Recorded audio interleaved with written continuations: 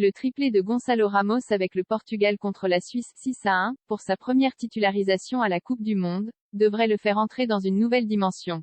Le joueur du Benfica pourrait bien voir sa cote grimper en flèche sur le marché des transferts après le mondial. Le Portugais Luís Campos a certainement esquissé un sourire devant sa télévision en regardant le match de ses compatriotes du Portugal contre la Suisse 6-1, marqué par un triplé du jeune Gonçalo Ramos, 21 ans, remplaçant au pied levé de l'idole Cristiano Ronaldo. Conseiller sportif du Paris Saint-Germain, Campos apprécie le phénomène depuis de nombreuses années et l'avait très rapidement identifié comme un renfort potentiel pour le club de la capitale l'été dernier lors de son arrivée, l'imaginant sans doute conclure les actions initiées par les magiciens Neymar et Lionel Messi qui l'auraient entouré.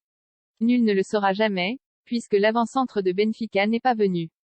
Il est finalement resté à Benfica où, profitant du départ de l'Uruguayen Darwin Núñez, dont il était la doublure, il convainc déjà, pour sa première saison en tant que titulaire. Le premier jour du reste de sa vie, avec le club lisboète, Gonçalo Ramos a inscrit 17 buts, dont 9 buts en championnat, mais aussi un but et une passe décisive dans une poule de Ligue des Champions très relevée, dont le Benfica a fini par sortir en tête devant.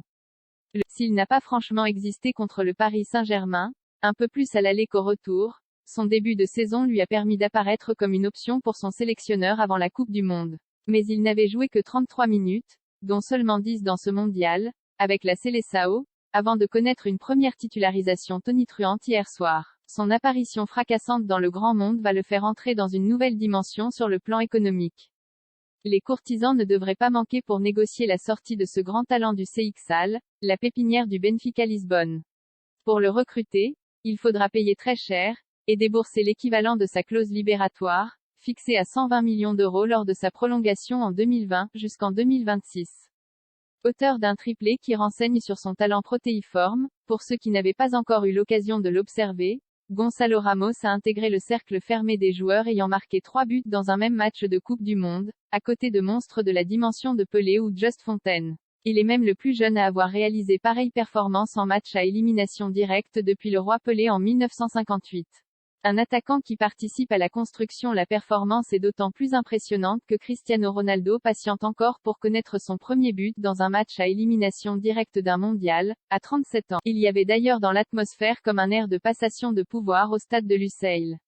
L'avenir dira si Gonçalo Ramos a les épaules pour assumer la succession. En attendant, il a mordu dans cette rencontre sans la moindre lueur de doute dans les yeux. Je l'ai vu disputer de nombreux matchs et j'ai ma propre vision des choses, a expliqué Fernando Santos pour justifier sa titularisation au détriment de Cristiano Ronaldo. À ce poste, nous avons 3 joueurs avec des caractéristiques différentes. Gonçalo est davantage dynamique, il étudie les occasions, il a un esprit de compétition fort, c'est ce que j'avais vu en l'observant notamment dans ses premiers matchs en tant que remplaçant. Gonçalo Ramos a reçu une formation de milieu de terrain, poste auquel il a évolué jusqu'en moins de 19 ans, avant de se fixer en pointe. Souvent comparé à Edinson Cavani, avec lequel il partage ce sens de l'effort et du sacrifice contre la Suisse, il avait déjà couru près de 6 km à la pause, la qualité des appels, la mobilité, et évidemment l'appétit du but. Gonçalo Ramos est beaucoup plus à l'aise pour s'insérer dans le jeu de l'équipe de par sa formation. C'est un attaquant qui travaille beaucoup, qui court beaucoup, qui aide beaucoup à l'équipe défensivement, a loué son coéquipier Bruno Fernandes, admiratif. C'est le type d'attaquant qui est partout. Aujourd'hui, il a eu les occasions pour marquer 3 buts, mais c'est probablement plus un attaquant qui participe à la construction, qui crée des espaces pour les autres, qui participe au jeu, il se bat, il est costaud. Dossier, Coupe du Monde 2022 France-Angleterre, les notes des Bleus avec Giroud et Griezmann en guide, Hernandez à Southampton direct, Angleterre-France en direct, Giroud qualifie les Bleus pour les demi-finales. France-Angleterre, les Bleus souffrent mais rejoignent le Maroc en demi-finale.